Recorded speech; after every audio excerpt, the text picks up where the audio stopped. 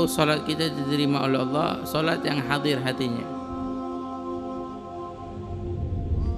La yataqabbalallah salat 'abdin illa ma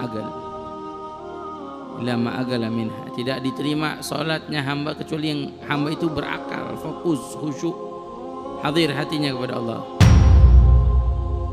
Hamba Allah tuh yang diterima salatnya bukan 1/10 dari salatnya, bukan 1/6 atau 1/3 dari salatnya, tapi yang diterima oleh Allah tuh yang ada kadar hudurul qalb, hadir hatinya pada Allah.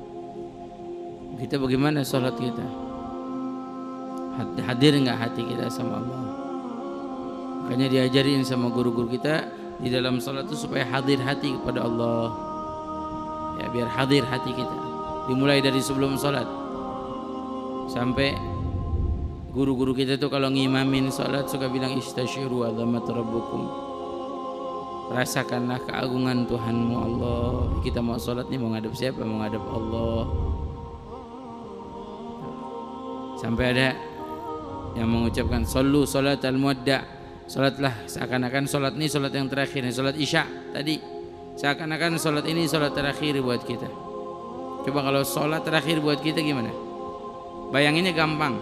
Sebelum salat Isya, ente ngebayangin malaikat Israel lewat terus ngebisikin di telinga ente. Habis salat Isya ente ane ambil nyawanya. Terus gimana tuh salat Isyanya? Nangis kali sepanjang salat. Pas sujud nggak mau bangun-bangun kali dia. Ya,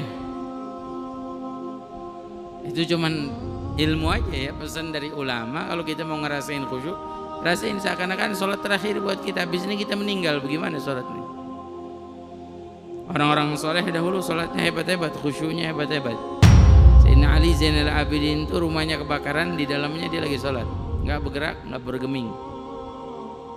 Ammar bin Yasir sholat tertancap 3 anak panah, nggak goyang, nggak nengok. Sayyidina Ali bin Abi Thalib tertancap anak panah, mau dicabut, mintanya pas sholat baru boleh cabut.